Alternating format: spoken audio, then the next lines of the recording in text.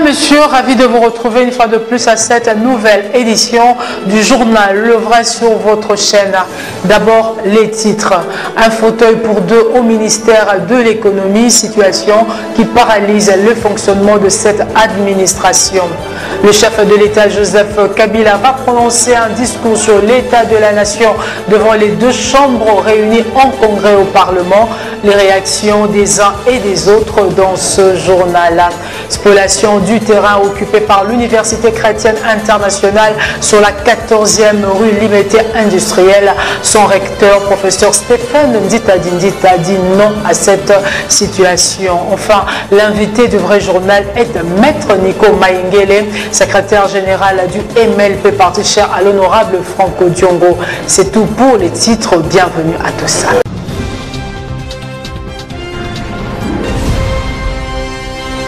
D'abord, cette information, après la province de l'Équateur, quelques cas du virus Ebola ont été signalés dans le Kasaï. Nous y reviendrons avec force et détails dans nos prochaines éditions.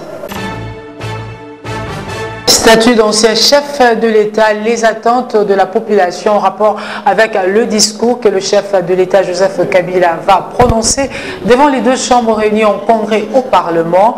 Face à cette situation, Pati Katanga, analyste politique, réagit au micro de Philippe Vumpi. Suivez. Pati Katanga, coordonnateur du Front National, estime que la loi sur l'immunité des anciens chefs d'État élus est taillée sur mesure et une hypocrisie. La première constatation, c'est qu'une loi est toujours impersonnelle. Une loi prend toujours en compte l'intérêt collectif. Mais là, ce que je constate, le Parlement va faire la loi et cette loi sera taillée sur le profil d'un individu. On fait une loi uniquement pour Kabila. Ce n'est pas une démocratie. Ce n'est pas ma façon de voir la politique. Mais si c'est ça le prix que le Congo doit payer pour que Kabila quitte le pouvoir, il faut le payer ce prix-là. Oui, mais c'est par hypocrisie qu'on veut insérer les anciens. Je ne suis pas contre, mais je constate que ni Joseph Kasavubu, ni Joseph Mobutu, ni Laurent Désiré Kabila n'ont pas demandé de loi. N'ont pas demandé de loi. Joseph Kabila demande la loi et insère dans cette loi les anciens présidents de la République. Bon, c'est une hypocrisie. Parce que s'il fallait faire une loi sur les anciens présidents de la République, Kabila fait 17 ans. Kabila fait 17 ans au pouvoir. Il avait le temps de faire la loi sur les anciens présidents de la République. Il ne l'a pas fait. Maintenant que lui-même veut qu'on fasse la loi pour lui, on veut nous mentir qu'on fait cette loi pour les...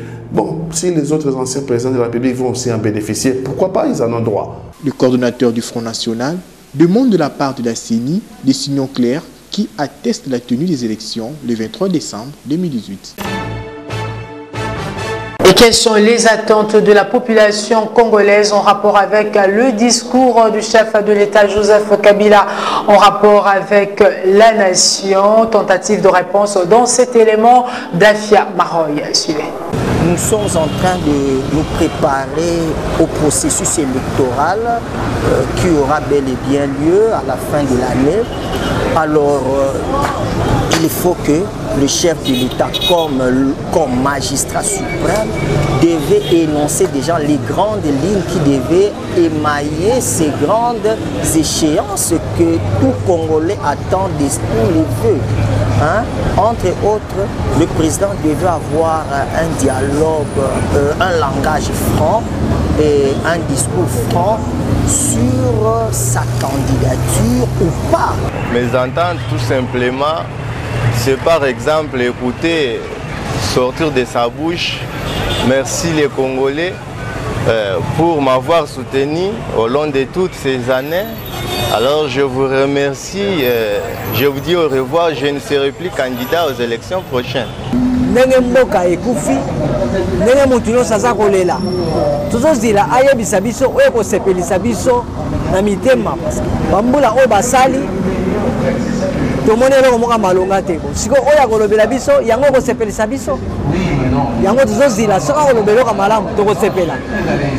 Bon, normalement soki otali ye moko alobaki selo constitution aza candidat te bongo sikoyo tokomitungisa so mpona nini atosa maloba oyo alobaki yango biso toza kozela. À la centrale électorale, Jonathan Seke Mavinga n'est plus directeur du Centre national de traitement de la commission électorale indépendante. Il avait présenté sa démission avant même l'audit du fichier électoral par l'expert de l'Organisation internationale de la francophonie. Selon un membre de cette commission qui a requis l'anonymat, c'était pour des raisons de santé. Cependant, le bureau de la CENI lui avait demandé d'attendre la fin de l'audit et c'est récemment que sa démission a été acceptée. Le vice-premier ministre en charge des affaires étrangères, Léonard Okitundu, a effectué une visite de travail en Angola. Le processus électoral était au cœur de leur discussion. Le président angolais João Lourenço a pris acte des avancées significatives du processus électoral. Regardez. Dans les airs ce lundi 18 juin, une rotation spéciale entre Luanda et Kinshasa. Le vice-premier ministre, ministre des Affaires étrangères, Léonard Okitundu, accompagné du directeur général de la migration, François Beya, se dirige vers le palais présidentiel. Une intoxication malveillante annonçait un sommet présidentiel à Luanda le dimanche 17 juin 2018 où le sort de la RDC serait discuté par certains présidents africains. Vérification faite, ni l'Angola, pays hôte de cette prétendue réunion, ni la RDC, pays sujette, n'ont eu vent de cette réunion fantôme. En compagnie de son homologue angolais, Manuel Domingos, Léonard Okitundu transmet au président de la République d'Angola, João Lourenço, le message de son homologue dont il est porteur. Le président de la République d'Angola est en même temps le président de l'organe de la SADC, donc paix et sécurité. Et il était tout à fait normal qu'on vienne lui donner l'information sur l'évolution de ce processus électoral. Le 24 juin commence les dépôts des candidatures pour les élections provinciales. Et le 24 juillet, ce sera le tour du dépôt des candidatures pour les élections législatives et la présidentielle. En sa qualité de président de l'organe politique, sécurité et défense de la SADC, le nouveau locataire au palais a pris acte des avancées du processus électoral congolais. Concernant ce que le chef de l'État considère comme mauvaise interprétation des propos et prises de position enregistrées au cours de sa récente tournée européenne qui, par coïncidence d'agenda, s'est effectuée concomitamment avec celle du président du Rwanda, João Lourenço a tordu le cou à une théorie du complot sur un axe Luanda-Paris-Kigali contre Kinshasa. Il n'existe pas encore un plan spécial sur la RDC et de moi gisé par l'Angola, quelques autres pays. On essaye tout pour ne pas nous laisser tomber dans des pièges, soit des communications, soit des gens qui veulent voir des mouvements conspiratifs n'importe où. Les relations entre nos deux pays sont excellentes et on serait toujours à côté du peuple congolais, surtout dans les moments spéciaux comme celui-là des élections qui s'approchent. Parlons droit à présent. Le procureur général de la République vient d'ouvrir une information judiciaire en rapport avec la falsification du passeport semi-biométrique du chairman Moïse Katumbi qui a été intercepté la semaine dernière en Belgique. Pas de liberté provisoire pour Carbone Béni ainsi que 5 autres militants du mouvement citoyen Filimbi. En rapport avec cette situation, leur avocat, Maître Jacquemain Chabani, s'exprime au micro d'Afia Maroy et lui en pièce. Suivez. Nous avons plaidé pour la remise en liberté provisoire des 5 militants pro-citoyens du mouvement Filimbi. Notre plaidoirie a consisté à faire savoir au tribunal, au juge, que ces jeunes gens qui se battent pour la démocratie au Congo ont fait l'objet d'une arrestation arbitraire en date du 31 décembre, donc 5 mois déjà, presque 6 mois aujourd'hui, et ils ont été détenus dans des conditions totalement irrégulières et illégales, au secret. en violation de toutes les dispositions constitutionnelles et légales en matière des libertés et des droits des citoyens, de la détention préventive. Toutes ces dispositions ont été violées. Il était important pour nous de le faire savoir au tribunal, mais aussi que dans le fond, nos clients aussi ne se reprochaient de rien, mais encore plus que leur santé était vraiment affectée du fait des maltraitances subies pendant leur détention de 5 mois dans les cachots de l'ANR, et qu'il était juste pour nous que le tribunal constate toutes ces irrégularités et leur obtiennent la liberté provisoire pour leur permettre d'abord de se remettre en santé. Dans un autre registre, professeur Stéphane Ndita Dindita, recteur de l'Université chrétienne internationale, s'insurge contre la spoliation du terrain qu'occupe cette université sur la 14e rue industrielle, tout en faisant mention du jugement RC 3056 qui a rétracté la décision d'expulsion.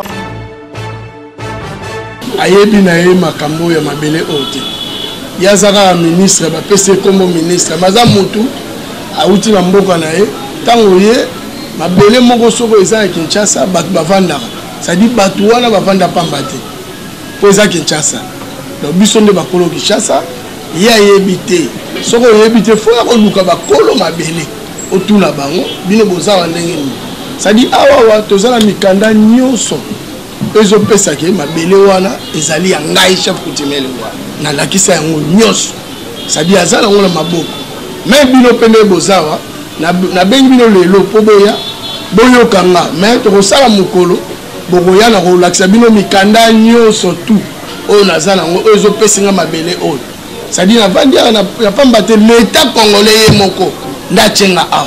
Nous avons qu'il y a des domaines de l'État. Il y a les domaines publics de l'État ainsi que les domaines privés de l'État.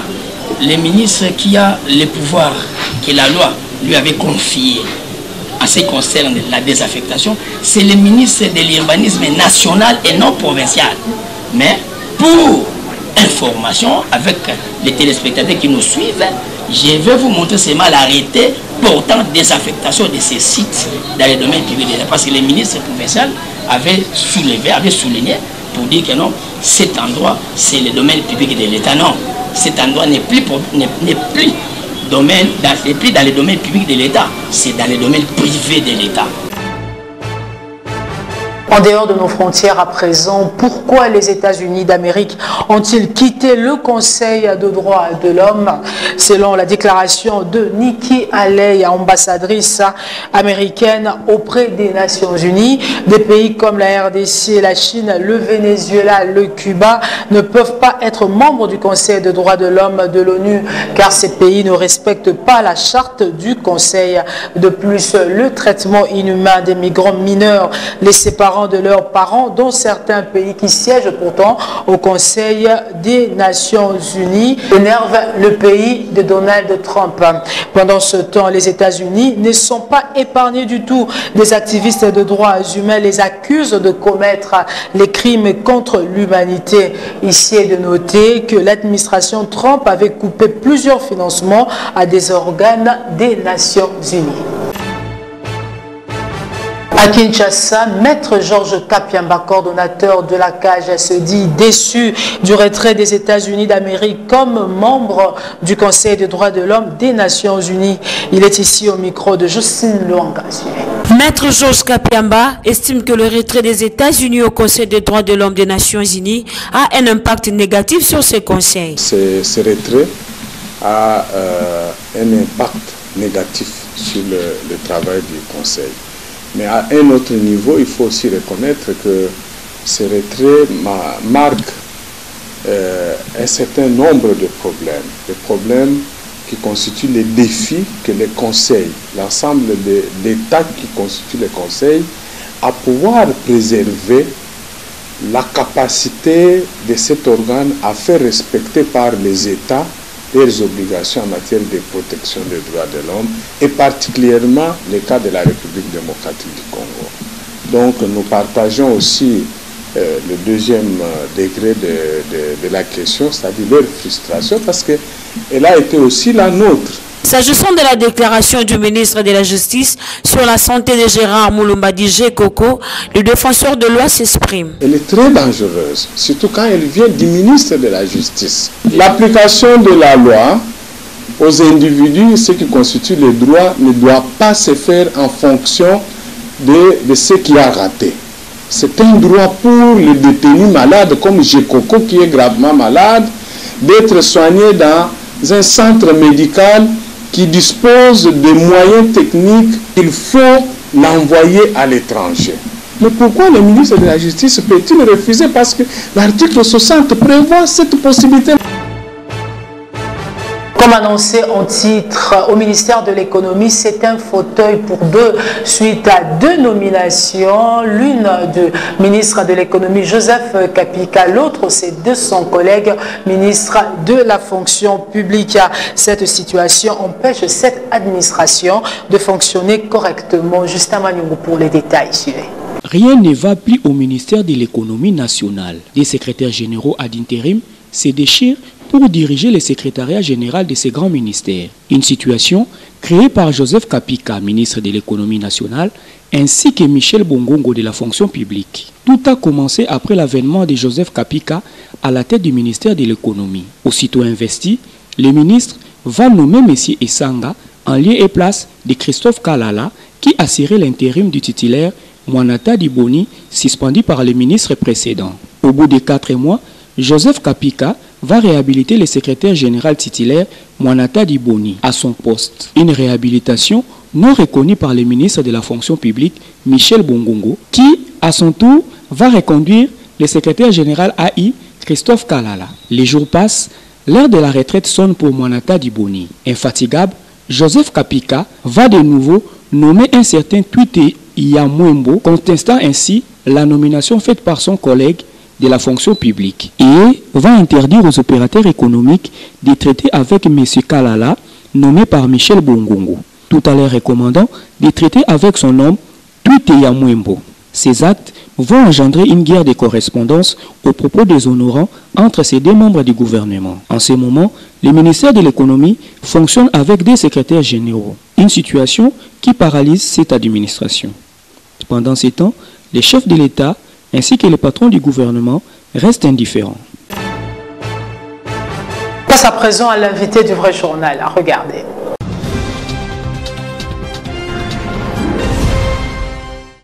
Nico Maengele dit Franck Diongo Junior, secrétaire général du MLP. Bonjour. Bonjour mon très cher Peter. Invité du vrai journal, on peut quand même se le dire, depuis un certain temps, tout feu, tout flamme. Nico Maengele, qu'est-ce qui se passe? Ne vous en faites pas, personne ne peut arrêter le vent. C'est le vent qui est soufflé à partir de la prison centrale de Makala. Donc quand Franck Diongo souffle, tout le monde doit respirer. Donc c'est ça la réalité ou l'essence qu'il faudra accorder à l'ascension de Nico Maengele. Cette ascension fait en sorte que la CENI bouge. On apprend la fuite du directeur de CNT, Centre national de traitement, en rapport avec cette machine à voter. Comment vous avez réagi lorsque vous avez appris cette information? Puisque nous avons un principe, il n'est jamais tard pour quitter le mal. C'est ainsi qu'aujourd'hui, nous, les MLP, nous avons salué le comportement du directeur du Centre national de traitement au niveau de la CENI, qui, au-delà de toute planification de la fraude, de la tricherie avec la machine à voter, sa conscience l'a interpellé pour dire « Je ne peux pas continuer à participer à la mort de la République, à l'assassinat de la démocratie.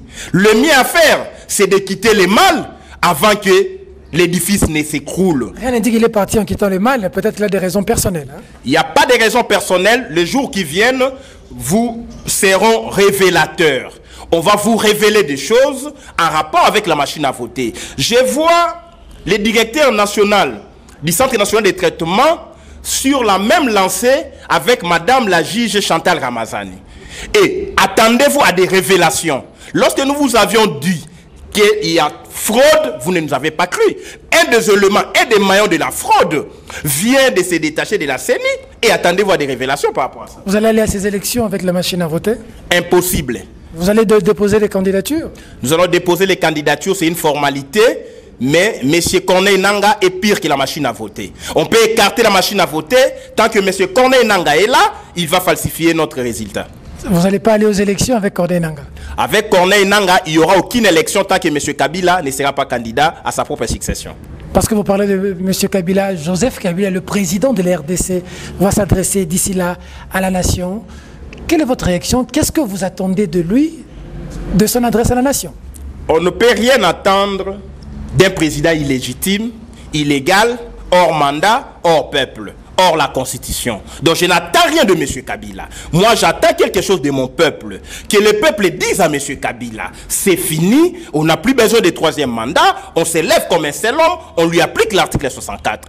Que le peuple dise à M. Corneille Nangaa, nous n'avons plus besoin de la machine à voter, écartez la machine à voter, remettez les tabliers et choisissons un autre président de la CENI. Que le peuple dise à M. Kabila, il faut libérer les prisonniers politiques puisque c'est toi qui les as arrêtés. Donc moi j'attends quelque chose de mon peuple. Je n'attends rien de M. Kabila. Tant qu'il n'y aura aucune pression interne, M. Kabila ne va pas se plier. Puisque c'est la détermination d'un peuple debout fait reculer la dictature. Vous attendez alors de qui? De celui qui falsifie son passeport? Est-ce qu'il peut être candidat crédible quand lui-même déjà doit en Europe falsifier son passeport? Moïse Katumbi, j'ai cité. Monsieur Peter, juridiquement parlant, politiquement parlant, sociologiquement parlant, le passeport constitue la propriété de l'État.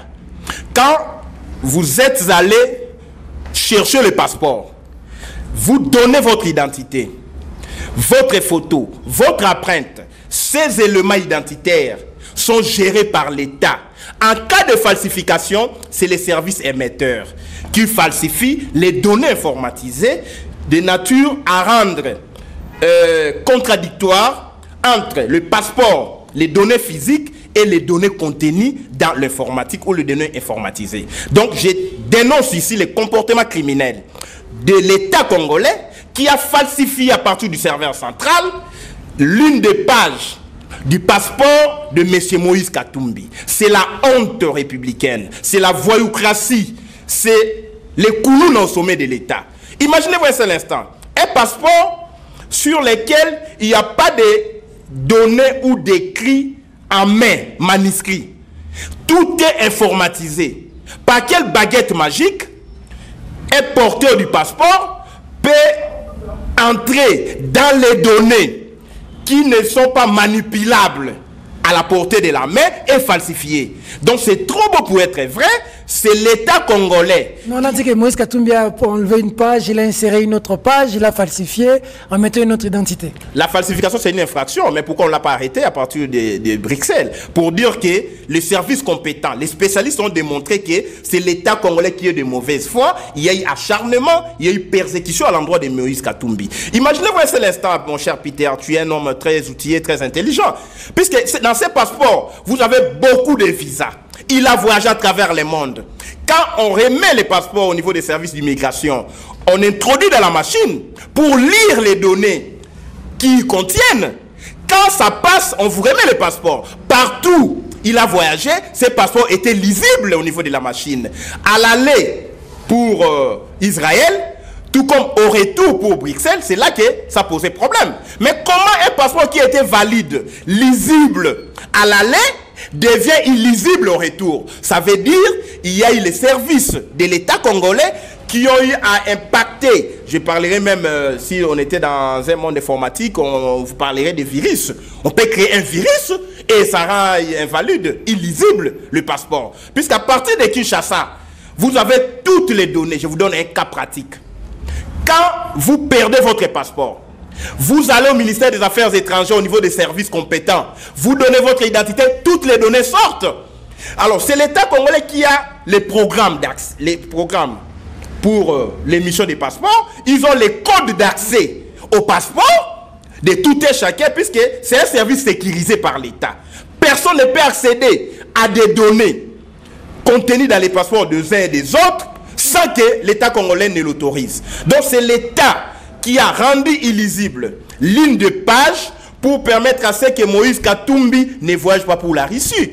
Malheureusement, c'est un coup échoué, puisque sur place, la Belgique a estimé que c'est l'État qui est responsable et on lui a remis un titre de voyage spécial pour 15 jours. Et je vous dis aujourd'hui, tout le monde réclame Katumbi pour qu'on lui remette soit les passeports diplomatiques, soit les passeports... Maintenant qu'on parle, il est où?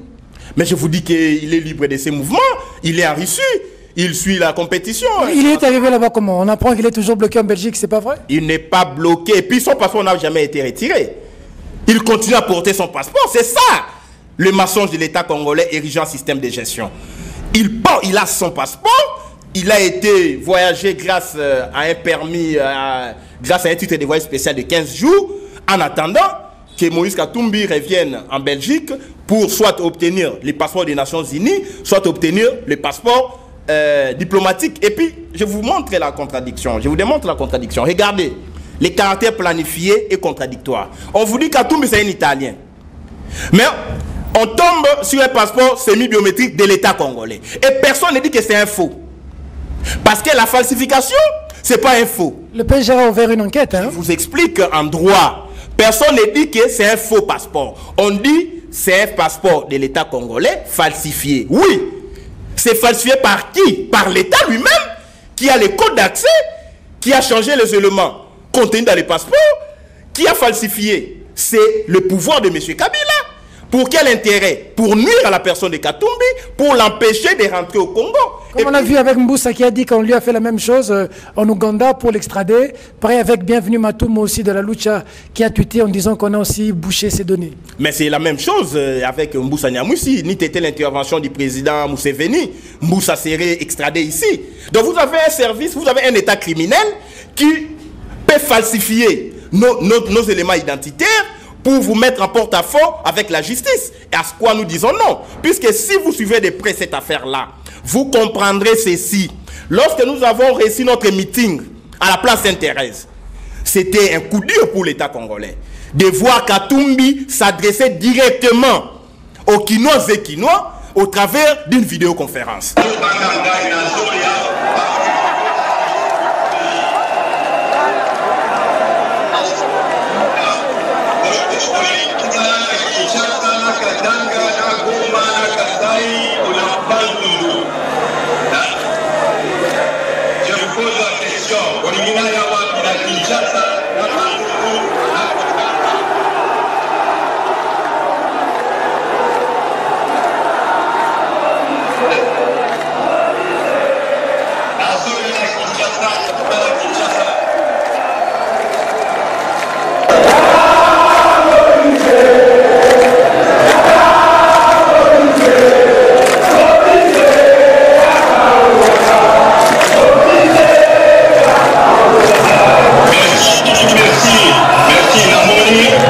Alors, on est allé boutiquer cette histoire-là pour l'empêcher de rentrer, puisque Katumbi avait dit, je vais rentrer au Congo. Pour rentrer au Congo, il faut avoir les passeports congolais. Il faut attaquer les sujets congolais. Donc tout ça prouve à suffisance que Katumbi, il est l'opposant le plus craint par M. Kabila. Le PGR a ouvert déjà une enquête. Hein? Non, ça n'aboutira à rien. Puisque le PGR, depuis qu'il est là, il en a ouvert plusieurs.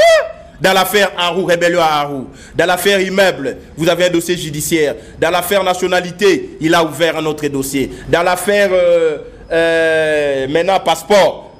Mais même Satan, là où il n'est pas d'accord avec M. Kabila et son système. Oh. Je vous l'ai dit.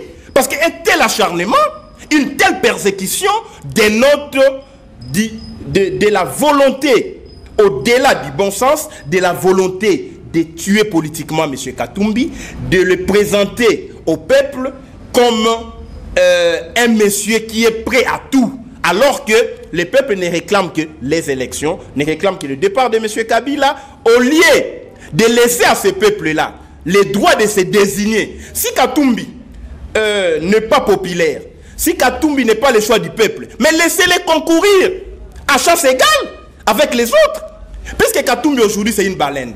Et en face d'une baleine, on n'a plus besoin des dauphins, puisque la baleine va avaler les dauphins. C'est ainsi que Kabila a peur de présenter les dauphins sous peine d'être avalé par la baleine. S'il se retire les vendredis, il déclare devant la nation, je démissionne, j'ai échoué, je n'ai pas organisé les élections en 2016, je n'ai pas donné de l'eau potable à ce peuple, je ne lui ai pas donné de l'énergie électrique, je ne lui ai pas donné la gratuité de l'enseignement, je me retire, je vous laisse votre République. Là, M. Kabila va sortir par la grande porte. Si il compte se protéger par un texte, puisque lui-même a violé la Constitution, les autres peuvent violer les mêmes textes. Donc, pour dire que M. Kabila, la meilleure manière de faire, c'est de vous retirer, de présenter un dauphin pour être avalé par la baleine qui est Moïse Katumbi.